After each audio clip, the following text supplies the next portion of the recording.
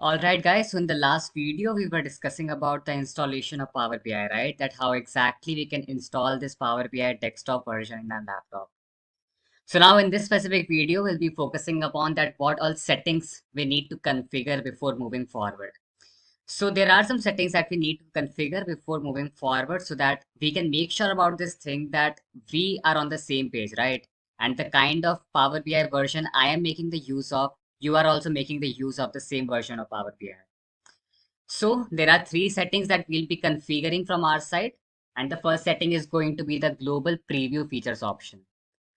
So if you'll just navigate over here by clicking on file and now on clicking on options and settings and then on clicking on options.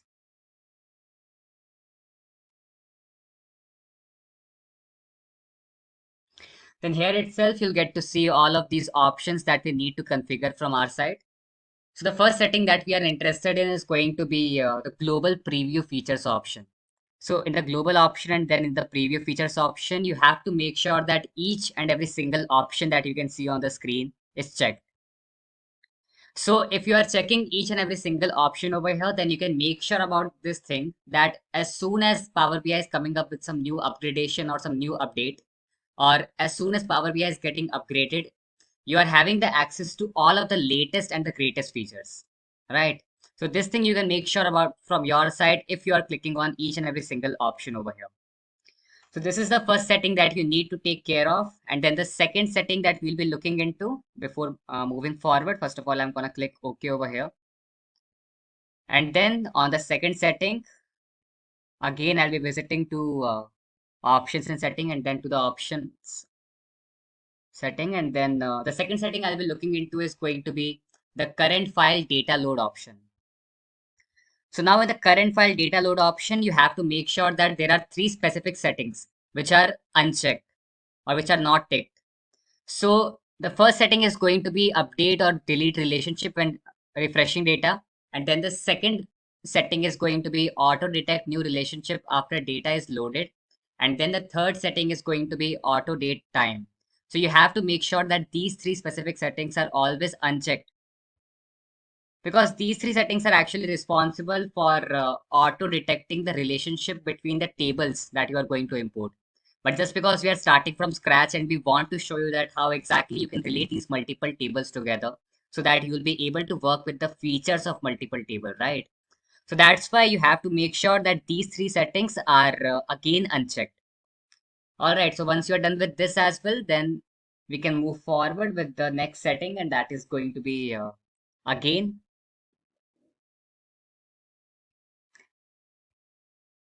the current setting regional settings, the current file regional settings.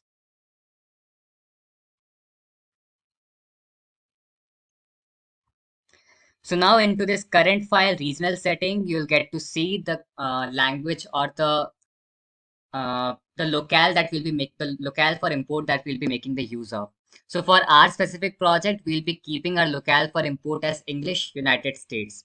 So this will gonna make sure that if our data set is consisting of the columns or the features uh, like a date feature or if it is a currency feature, then for these specific features, it's in a proper format, right? So this is the third setting that we need to take care of. So three settings we have discussed that you are required to configure. The first one is going to be global preview features option that was here.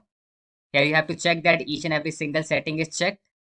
Now on the second setting is going to be current file regional settings that we have mentioned. And then the third setting was current file data load option. So these three settings, you'll be making sure of what we have discussed, or you'll be making the changes in these settings only. All right, and then there is also one thing that we need to emphasize on, and that is going to be that there were two kind of settings that we were discussing from our side. That is the global and the local or the current file option, right? So into the current file option, you always have to make sure that whatever changes we are discussing right now, you have to make it every time as soon as you are going to work with a new Power BI workbook. Because each and every single time you'll be creating a new Power BI file or you'll be creating a new PBIX file. So these settings have to be changed again because Power BI doesn't save them every time you're opening a new file, right? These global settings would gonna remain the same as it is, but these current file settings won't be remaining the same as soon as you are going to create a new file, right? So this is the thing that you need to take care of as soon as you are going to work with some new PBIX file, or as soon as you are going to work with a new Power BI workbook. So these were the three settings that you had to take care of. And yeah, once you'll be changing these settings, Power BI will be asking you to restart your Power BI desktop version, and then that is completely fine. That will be again bringing all the changes that you have did from your side. So these were the settings that we were required to adjust in this video. And then from the next video, we'll be moving forward with the next concept. So thank you for your time, guys, and we'll meet you in the next video. All right, guys. So now we are done with the settings adjustment from our side, and now we can move forward with the workflow that we are going to focus from our side, right? So this workflow which we are going to focus upon from our side is going to be the common workflow which each and every single data analyst or a business analyst used to follow. Or most of them used to follow this kind of workflow itself whenever they are learning about Power BI, right? So we'll be going forward with the same workflow, and we'll be covering the 4 stages in which we'll be covering the whole syllabus or the whole part in which we used to divide the Power BI learning, right? So our 4 stages will be starting with learning about Power Query Editor, wherein we used to do the assessment of our data set, and along with that, we used to do the cleaning of our data set, right? So in the beginning, we used to get the raw data, which we used to convert it into a kind of proper clean data, right? And for that, we'll be looking into the Power Query Editor option, and that is going to be the first stage of our workflow. Now, in the second stage of our workflow, we'll be looking into the model view, wherein how exactly the different tables will be connected together once we'll be gathering the data from a source. So if you're having a database, and into that database itself, if you are having these multiple tables, then how exactly we can connect these multiple tables together so that a feature from a given table can be connected to the feature of the other tables as well. So that idea we'll be getting when we are learning about the model view, right? And then in the third stage of our workflow, we'll be focusing upon the data view. So this interface that you can see on the screen, so this interface will be giving you the complete idea at how exactly your data set look like. And if you are having your data set into a CSV file or PSV file, into the interface of Power BI, your data set will gonna look like that. All right, and then the final is going to be the report view, wherein we'll be creating these multiple visualizations and these reports, which we have shown you in the first video itself, right? So now we're gonna start with the Power Query Editor, wherein first of all, let us have a look upon this interface. So if we have made the required adjustment from the last video, then you can see this kind of interface wherein each and every single option that is you can get after making those adjustments that you'll get to see into this specific interface itself. And if I just click over here, then you can see some of these multiple options like the model view you can see, and then this report view which I was talking about, and then this data view or the table view which we are referring to, right? So these three kind of views we were already having when we started with Power BI, right? So these three options were available from the starting itself when Power BI arrived in the market, right? But this new option that you can see on the screen, that is a DAX option. That option just came in just last year itself, wherein now by making the use of the specific option, you'll be able to create your new columns, or you'll be able to create your new measurement via making the use of this specific option itself. So now if you want to come up with the data cleaning option, and if you want to come up with some new important features or the new important measurement, then you can simply make the use of this specific option itself, wherein onto this specific interface itself, you will be able to create your new findings, right? Or you'll be able to create your new features and those columns, right? So first of all, we'll be having a look upon the first stage that we were discussing, and that was the Power Query Editor option. And just for that, in my front end, I'll be going forward with this specific icon. So you can see the table view option over here. So if I'm clicking over here, and then there are multiple number of ribbons present over here, right? Like we are having this get data option, Excel workbook option, and these multiple ribbons that you can see on the screen. But in order to open the Power Query Editor, you have to click over here. So either you can click over here, or you can click onto this option and then onto the transform data. Just because it is a kind of brief idea that what exactly the workflow we are going to follow. So we are not exactly opening our Power Query Editor. But once you'll be clicking over here, you'll get to see in a new separate window, your Power Query editor will be getting opened. So as we were mentioning that Power BI comes out to be too much similar as that of Excel, as Power BI and Excel both belongs to Microsoft. So the kind of interface that you're gonna get to see in the case of Power Query Editor is going to be the same as that of the Power Query Editor that you used to see in the case of Excel. So on clicking on to transform data, you'll get to see your Power Query Editor, wherein you can perform your data assessment, and along with that, you can perform your data cleaning as well.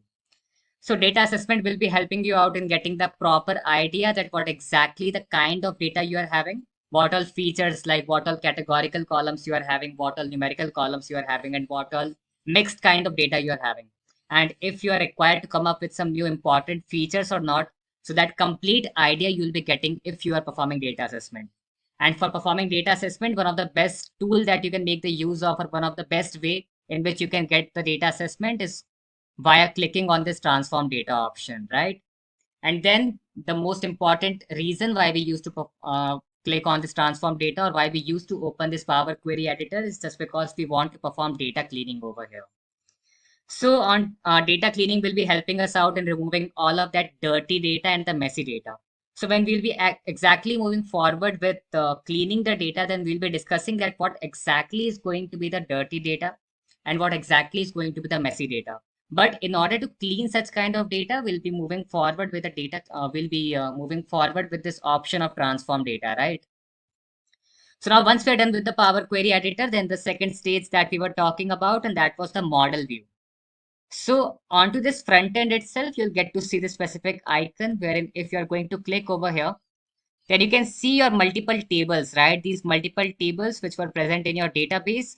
So how exactly these multiple tables can be connected together? So just like in your ER diagram that you have seen in the case of SQL, wherein you used to have these multiple tables, wherein if you want to perform the join operation in between these multiple tables, then you're required to go through these multiple, you are required to join these multiple tables together into your ER diagram, right? And this is what exactly you will be doing over here itself. You will be having these multiple tables, which you are required to join if you want the features of a patent data getting reflected because of some of the feature which is present into the specific data set, right? And this is one of the major reason why we used to make the use of this model view, so that we can get this capability to join these multiple tables that you are going to have, right? And then we'll be looking forward to our third step or the third stage, and that is going to be the data view. So in this table view or in this data view option, again, on clicking on this icon, you'll get to see that how exactly your data set is. So what all categorical columns you are having, what all numerical columns you are having. And one of the best thing about Power BI is that Power BI used to provide us with this option of contextual ribbon, wherein if I'm clicking on a specific table, then you'll get to see that on clicking on the specific table, you'll be able to navigate to these multiple tables, right? And along with that, if I'm clicking on a specific column, then you can see that the ribbon is showing us the column tools. And on clicking on a specific table, the ribbon is showing us the table tools. And that what simply means for what when we are saying this statement that Power BI has this contextual ribbon. So as soon as you're clicking on a specific column or as soon as you're clicking on a specific table, you'll get to see the required tools which will be helping you out to deal with that specific table or in order to deal with that specific column, right? So that's exactly how we're gonna move forward, and now we're gonna move forward with our fourth stage, and that is going to be the report view. But just have a look upon this specific DAX option, just because this specific option just came in the last year itself. So you'll this option you won't be able to see if you are looking into the videos which came in the year of 2022 or 2021, right? So in this specific option, you'll be able to write your DAX query so that you can create these new columns or these new findings, which you can again show onto these visualizations so that you will be able to come up with some more important conclusions, right? Or you'll be able to make some more important decisions, right? So this new option, this Power BI came up with, and then we'll be focusing upon our fourth stage and the last stage, and that is going to be the report view, right? So the first option that you'll get to see, or the first icon that you'll get to see over here, is going to be the report view, wherein all of these multiple visualization that you can see on the screen. So this line chart that you can see on the screen, these different cards option, the slicer option, and all of these multiple option that you can see, or these multiple visuals that you can see on the screen, all of these visuals you'll be able to see into this report view itself. And this is the major part of Power BI wherein the data analyst and the business analyst used to look upon to so that they can make some important decision, right? So this is going to be our fourth stage wherein once we are done with our data assessment, data cleaning via making the use of Power Query Editor, and then once we are done with our model view, wherein we are joining these multiple tables together, and then via making the use of DAX, if we are coming up with some new important columns, then finally, after performing all of these steps, we'll be coming to our final stage, and that is going to be this visualization chart, right? Or this report view.